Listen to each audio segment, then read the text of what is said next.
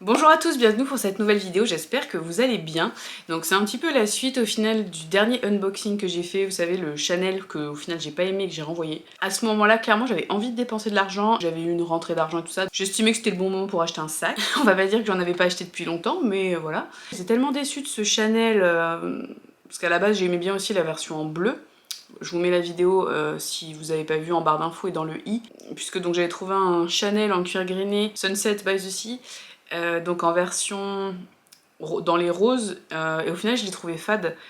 Et techniquement j'adorais la version bleue aussi, mais la version bleue est introuvable vraiment, parce que là c'est forcément de la seconde main, c'est un sac qui date de 2019, une collection, je crois la collection capsule, enfin la collection croisière. Donc évidemment, bon voilà, enfin ça a été vendu pendant assez peu de temps. Et donc j'ai pas du tout trouvé le bleu. Et je pense qu'au final j'aurais eu la même réaction que je sais pas, l'ensemble je trouve faisait cheap. Pourtant j'avais regardé des vidéos YouTube sur ce sac que je trouvais magnifique. En photo il est magnifique, mais en vrai, c'est pas qu'il est moche, mais je sais pas, il y a une petite déception. Bon, donc j'ai renvoyé le colis et en fait la même semaine je suis tombée sur un autre sac qui n'a rien à voir, puisque c'est même pas un Chanel, mais qui était dans ma wishlist. Et je me suis dit, vas-y, c'est l'occasion. Le prix me paraissait pas trop scandaleux. Après, à voir ce que ça donne en vrai, parce que là, on va faire vraiment le vrai unboxing. Je l'ai pas encore ouvert, je viens de le recevoir. Juste pour la petite histoire, je trouve DHL un peu léger. Le sac Chanel s'était livré avec DHL. Et là, celui que j'ai là aussi, donc qui est vu un Vuitton, vous avez vu dans la miniature. Et au final, DHL en fait, donc pour la livraison du colis, rien de spécial. Très rapide en plus, c'était Vintega. Par contre, pour l'enlèvement du colis, quand j'ai voulu renvoyer, en fait déjà vous pouvez pas le mettre au point relais où vous avez récupéré votre colis. Enfin je sais pas, c'était pas très bien foutu. Enfin j'ai pas trop compris, mais j'ai l'impression qu'il fallait vraiment des points relais spécifiques. Enfin moi en tout cas quand je mettais ma ville, ça me proposait aucun point relais, ça me proposait 2 points relais dans tout le département et à l'opposé, enfin galère quoi. Donc j'ai choisi un enlèvement où en fait ils viennent chez vous récupérer le colis. Alors déjà vous recevez des instructions où on vous dit qu'il faut pas que le colis il soit fermé. Moi évidemment j'ai lu les instructions après avoir fait mon colis, donc j'avais déjà fermé mon colis, donc déjà pas très clair. Je me dis bon je verrai avec le livreur. Pour l'enlèvement vous choisissez un créneau, donc moi j'avais choisi mon créneau, j'étais contente. Ça devait être entre 9h et 13h un vendredi, très bien, donc bah 13h toujours rien, 13h15 rien, 13h30, 14h, bon. Donc j'appelle DHL, déjà DHL, l'appel est payant. Et vous tombez pas sur un humain en plus, vous avez uniquement c'est comme un chatbot mais version par téléphone en gros, donc on vous redemande les numéros de colis et compagnie, tout ça. Et moi en fait, ça m'a juste permis de reprogrammer un enlèvement, mais aucune trace de mon enlèvement qui était prévu entre 9h et 13h et où personne s'est pointé, donc super relou. Si je vous raconte tout ça, c'est simplement parce que je voulais en fait que mon sac Chanel soit bien reparti pour avoir le remboursement, pour financer en gros le sac que j'ai ici. On me reprogramme un enlèvement donc pour 16h le même jour, et là le mec se pointe bien à 16h. Donc au téléphone on m'avait donné un code qu'il fallait que je donne au livreur, donc quand je dis au livreur ah mais est-ce qu'il faut que je donne le code et tout, il avait l'air d'en avoir rien à foutre du code, bon. Il scanne le colis et je lui dis je vais recevoir un mail. Il me dit oui oui vous allez recevoir un mail et tout. Conclusion, pas de mail. Moi c'était quand même un sac à 4000 balles, je reçois pas le mail qui dit que DHL l'a enlevé, j'étais un petit peu en stress. Donc je suis quand même, parce que vous avez le numéro de suivi de votre colis, vu que c'est un retour, enfin vous avez quand même un numéro de suivi. Donc je ziote le numéro de suivi, et en fait pendant 2 heures il se passe rien dans le numéro de suivi. Je me dis putain, j'espère que je suis pas tombée sur un vol ou je sais pas quoi. Enfin après voilà, c'est facile, je veux pas taper sur les livreurs, mais bon c'est quand même, ça existe hein, les livreurs qui volent les trucs, donc je me dis bon. Donc j'étais un peu en stress, tout ça, et au bout d'un moment, finalement, au bout de 2 heures, le statut du colis se met à jour et j'ai bien marqué enlèvement à telle date et tout ça. Donc j'étais rassurée, mais toujours pas de mail. Bon, j'ai jamais reçu de mail hein, au final. Le lundi, ça c'était un vendredi, le lundi je suis toujours mon petit colis, et là je vois qu'il a été livré à la mauvaise adresse. Il est marqué livraison à une adresse erronée ou un truc comme ça. Donc conclusion, ça repart dans le circuit, mais il a quand même été livré le lendemain à Vintega. Donc Vintega a traité mon retour, et là, ultra efficace. Ils ont traité ma demande tout de suite et j'ai été remboursée dans la foulée. Donc en gros après, une fois qu'ils ont traité votre remboursement, il vous faut une semaine pour récupérer l'argent, mais bon, c'était bon. Donc entre temps, j'avais acheté ceci. Donc là, c'est de la seconde main aussi, mais sur Farfetch. Désolée pour cette intro qui a duré 3 plombes et demi. Comme d'habitude, si mon contenu vous intéresse et si vous voulez soutenir ma chaîne, n'hésitez pas à vous abonner, liker, activer la cloche pour savoir quand je publie une vidéo. Vous pouvez aussi venir me parler sur Instagram. Merci beaucoup. Donc, commande Farfetch seconde main. Alors je savais que Farfetch proposait de la seconde main, mais honnêtement, je m'étais jamais trop renseignée. Et là, en fait, donc j'ai trouvé ce sac, un modèle sympa. Et également, avec Farfetch, j'avais jamais commandé, donc j'avais 10%. Quand vous créez votre compte, là, vous avez 10%. Donc je me suis dit, bon, bah c'est l'occasion de tester. Donc on va voir ce que c'est. Ah oui, si, et toujours pour vous faire un petit point sur la livraison, donc DHL aussi. Donc mon sac, parce qu'en fait Farfetch, ils sont affiliés avec plein de revendeurs de luxe de seconde main, partout dans le monde. Là, moi, le vendeur était en Lituanie. Et donc en fait, mon colis a mis une semaine à arriver quand même.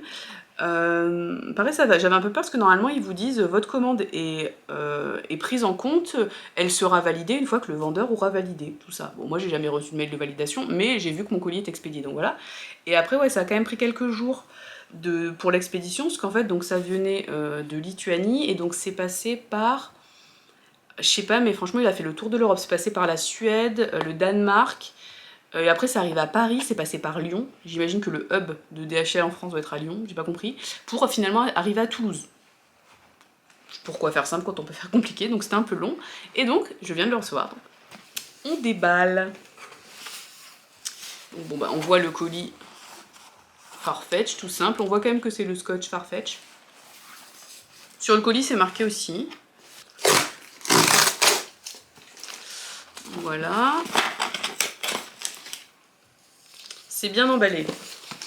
Je suis obligée de m'armer du stylo, de m'armer des ciseaux.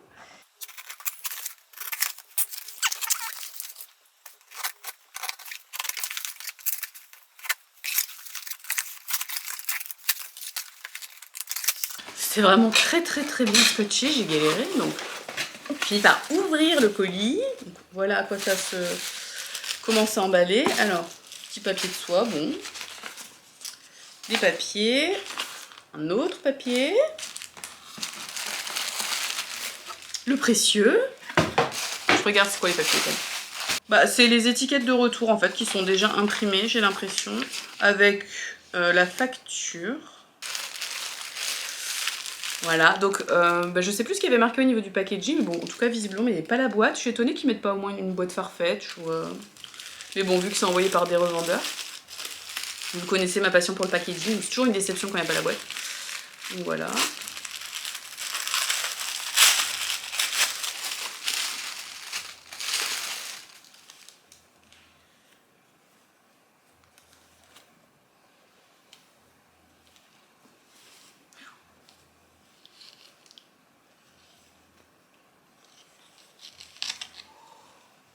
Oh là là.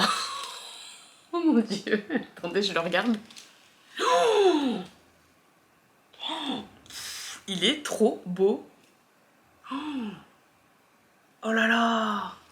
Donc c'est la petite malle Vuitton. Je suis hallucinée. Alors, je la mets en gros plan. Donc elle est en cuir empreinte argenté, un poil métallisé.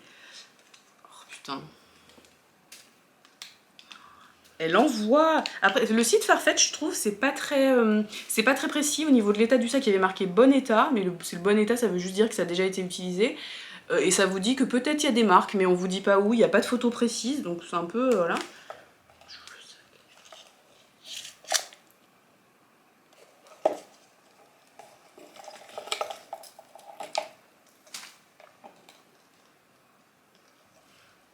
Donc en fait, suite à l'échec du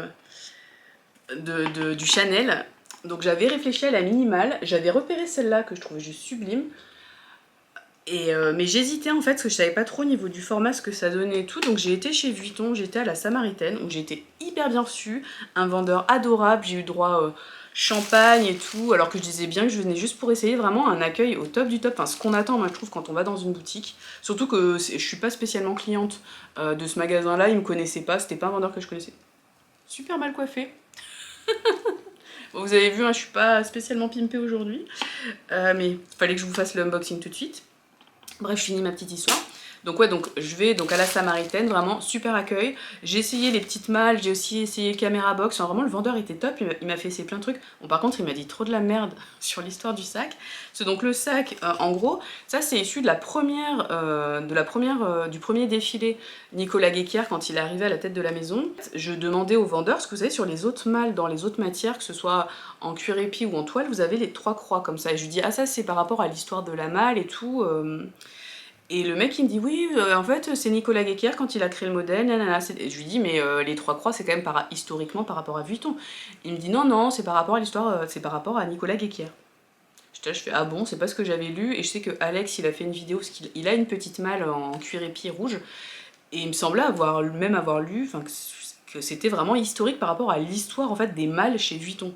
Les 3 petites croix, donc j'étais là, je fais ah non, et lui il me dit que c'est Nicolas Guéquer et tout, et j'en parle à l'une de vous d'ailleurs, qui est maintenant une de mes amies, et elle me dit ah bon, bah moi aussi il me semblait pas que c'était ça et tout, je dis ouais bizarre, bon en même temps c'est le vendeur qui me l'a dit, donc moi je prends un peu ça pour argent comptant quoi. Finalement, en faisant mes recherches pour la vidéo, mais au final je vous ferai une autre vidéo vraiment what's in my bag et tout plus tard, parce que là je le unbox en même temps, donc j'ai pas les affaires pour faire et j'ai pas préparé l'historique. Mais en fait non, c'est bien par rapport à l'histoire des petites malles, en gros la première malle qu'ils ont faite personnalisée, pas une petite malle, la première malle quand Vuitton, enfin à l'époque, au 19e siècle, c'était en fait l'emblème du client, c'était 3 croix, et donc ils ont gardé ça, tout simplement. Je vous remonte de plus près cette petite beauté. Donc là on a l'étiquette. Donc c'est l'étiquette du revendeur. Hein. Voilà, je vous mets vraiment de très près que vous voyez les détails. Qui sont dingues. L'état aussi, bon là j'ai regardé très rapido, mais l'état m'a l'air nickel. Franchement j'ai même pas l'impression qu'elle soit abîmée. Désolée c'est un peu filmé de n'importe comment. Que vous voyez bien, voilà. Je suis trop contente. Franchement, dites-moi ce que vous en pensez et dites-moi si vous l'avez. Alors oui évidemment c'est pas le sac le plus pratique du monde, mais finalement j'ai quand même essayé quand j'étais en boutique. Voir en fait, ce qui m'intéressait c'était de savoir ce qu'on pouvait mettre dedans, donc comme je vous l'ai dit. Et franchement, on y met la même chose que par exemple, un petit peu moins que là-dedans, mais quasi. Donc en gros, pareil que dans un Wallet on Chain, on va dire pareil que dans le Triomphe, là. Donc finalement, c'est correct quoi. Je pensais que ce serait plus petit. Dedans, il y a un petit truc anti-humidité. Donc c'est Made in Italy. Je vous remontre bien dedans. Voilà. Oh, et quand même, je vais vous parler du prix. Alors, en gros, elle était à 3006 à peu près. Je vous mettrai à l'écran le prix exact. À peu près 3006. Et j'avais les 10%. Donc, je l'ai eu à 3003, en gros. Donc, neuve, elle coûte 4800 €. La petite malle, la classique, on va dire, celle en monogramme. Vous avez des versions un petit peu plus chères. Vous avez plusieurs déclinaisons. Il y a aussi des versions en cuir exotique. Bon, là, on explose les plafonds au niveau des prix. Ici, là, il y a une petite marque. Ici, attendez. Ici, après, je pense que je peux nettoyer la bijouterie. Je pense que ça se verra pas trop. Un petit point un peu foncé. Je sais pas si c'est un truc collé ou si c'est vraiment la bijouterie. Mais sinon, franchement, je trouve les coins sont corrects. Alors oui, c'est pas nickel, mais autant c'est de la seconde main. Mais au niveau du cuir, je vois aucune trace. Quelques traces ici, quand même, sur la bijouterie. Bah, après, là, vu que c'est très lumineux avec la ring light, je sais pas si vous verrez, mais il y a quelques traces. Mais franchement, ça me gêne pas. Et juste, cet objet, c'est un objet d'art au final. Je l'ai prise plus, je crois plus pour la déco que pour la porter, mais je pense que je la porterai. Parce que, bon, là, ça paraît très lumineux avec la ring light, mais en vrai, le cuir, il est un petit peu métallisé, mais enfin, c'est pas non plus... c'est pas une boule à facettes, on va dire, le truc. Non, franchement, je l'adore. Je le trouve sublime. Alors, attendez, j'éteins la ring light. Je fais des tests à chaque fois lumière, parce que, voilà, je suis pas trop point. Juste pour... Ouais, non, là, il n'y a pas assez de lumière du tout. Bon, je peux pas vraiment vous montrer, mais là, ça avait l'air ultra lumineux, mais parce qu'il y a de la lumière en plein dessus. Mais en vrai, c'est pas, comment dire, il fait pas si... Alors, évidemment, il est quand même clinquant, on va pas se mentir, petite malle, mais ça reste, finalement, enfin, par rapport à une version, on va dire, monogramme, toile classique, c'est pas beaucoup plus clinquant. Ouais, je suis trop contente, franchement. Mais quelle beauté. Et puis vous savez, j'adore le fermoir S comme ça. Je l'ai aussi sur mon monceau. Hop, vous voyez. Et j'adore, je trouve ce fermoir tellement beau. Tellement beau. Et là, franchement, le fermoir, il est vraiment pas du tout abîmé. Enfin, c'est vraiment magnifique. Donc je suis vraiment contente parce que c'était une pièce qui était dans ma wishlist depuis l'année dernière. Elle était encore dans ma wishlist cette année. Donc je suis hyper fière en fait de réussir à avoir cette pièce. Et cette version là que je trouve particulièrement magnifique, j'aime pas ces fameuses 3 croix là. Sur les autres versions, je suis pas fan. J'aime moins la version en cuir épi. Et je me dis, là j'ai quand même une version en cuir, donc à 3000 €, 3003. Je trouve ça, alors c'est indécent comme prix bien sûr, mais je trouve ça correct. Après vous pouvez trouver des petites malles pour moins cher, pour bien moins cher. La version cuir épi est bien moins chère et assez facile à trouver finalement, il y a beaucoup d'annonces en seconde main. J'étais assez surprise. Après moi elle me plaisait moins, donc voilà. Par exemple il y avait une version dorée argentée en cuir épi qui est franchement qu'on voit beaucoup sur les sites de seconde main, que ce soit, je sais pas, Jolie Closet, sur Farfetch elle était peut-être aussi, ou enfin vers Vestiaire.co, enfin tous les classiques on va dire. Mais moi vraiment cette version là je la trouve puis beaucoup moins vue pour le coup. Enfin, en tout cas c'est la seule annonce que j'avais vue. Elle était aussi sur Jolie Closet mais c'était la même, enfin en tout cas c'était les mêmes photos. Non franchement, voilà. Donc voilà pour mon nouveau sac, et bah de toute façon je vous referai vraiment une vraie revue du sac avec bah, ouais, ce qu'on peut mettre dedans, l'utilisation que j'en fais, au final est-ce que c'est pratique ou pas, enfin quand je l'aurai porté un peu je vous referai une vidéo, mais je suis vraiment trop contente après la déception du Chanel. Je trouve que celui-là, en fait j'avais peur que visuellement je le trouve trop bling et trop too much, enfin je sais pas, qu'il me plaise pas en vrai, et non mais en fait il est juste magnifique. Donc voilà pour cette vidéo.